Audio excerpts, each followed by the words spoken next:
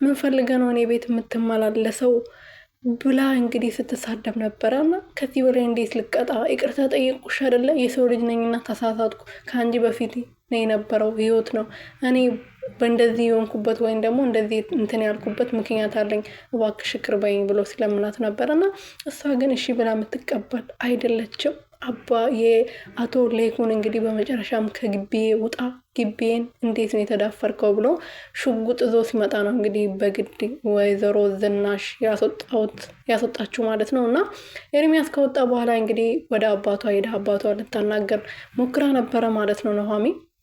ኑሃሚን ልታናግረው ስትሞክር እንግዲህ እንዳንቺ እርጉም ልጅ አንቺ ለኔ ርግማኔ ነሽ ብለዋል። እንግዲህ ከዚህ በፊት ኑሃሚን ሲያመሰግናት እንዳንቺ የተባረከ ልጅ ስለሰጠኝ አምላኬን አመሰግነዋለሁ ብሎ በተደጋጋሚ ፈጣሪው ሲያመሰግን ነበርና በዚህ በከፋኝ ሰዓት፣ በዚህ በወደኩ ሰዓት አንቺ ባትኖሪኝ ኖሮ ምን ሆን ነበር ብሎ ሲያመሰግናት ነበርና አሁን እንግዲህ ይሄን ነገር ከሰማ በኋላ እንዳንቺ እርግማን የሆነች ልጅ የለኝም፣ ስለዚህ በጣም ጠልቼሻለሁ፣ አጠገቤ ላይሽ አልፈልግም ሲላት እንግዲህ አቶ ሌኩን ደግሞ ተው ተሰማ እንደዚህ አትበል፣ እቺ ልጅ በዚህ ተነሳስታ የሆነ ነገር ብታረግ ራሷ ላይ በጣም ነው የሚቆጭክ እያለው ነበርና ኑሃሚንም እንግዲህ አስጠልተሽኛል ካላት በኋላ አባቷ ተስፋ ቆርታ ከቤት ወጣ ራሷን ልታጠፋ ስትል ብዙ መድኃኒቶችን ገዝታ መንገድ ላይ ቁጭ ብላ ራሷን ልታጠፋ ስትል የወይዘሮ ዝናሽ እንግዲህ ዳግም እናቱን በስልክ እያወራ ነበረ። ቀደም ብሎ ገጠር ነበረና እስከዛሬ ድረስ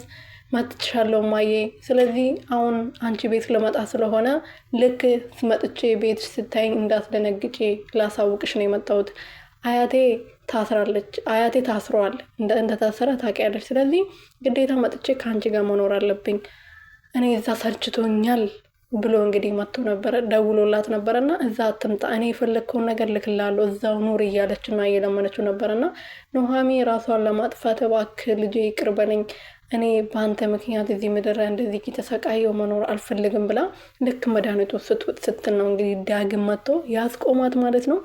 አንተ ምን አገባ ማን ብላ ብትሳደበው እኔ ስለ አንቺ ላይመለከተኝ ይችላል፣ ግን ገና ያልተወለደው ንጹህ ልብ ያለው ልጅ ይዘሽ እንድትሞች አልፈልግም ብሎ እንደውም ወንጀለኛ ነሽ ፖሊስ ጣቢያ ወስድሻለሁ ብሎ እየተጨቃጨቁ ነበርና በዛ ሰዓት በሚጨቃጨቁበት ሰዓት ደግሞ ኤርሚያስ እንግዲህ ኑሃሚን በተስፋ ስለቆረጠች የሆነ ነገር ራሷን እንዳታረግ ብሎ እየተከታተላት ነበርና ይሄ ደግሞ ማና ባቱ ነው ሚስቴ ጋር ያለው ብሎ ልክ ሲሄድ ደግሞ ከሱ ጋር ሊጣላ ፈልገው ነበረ።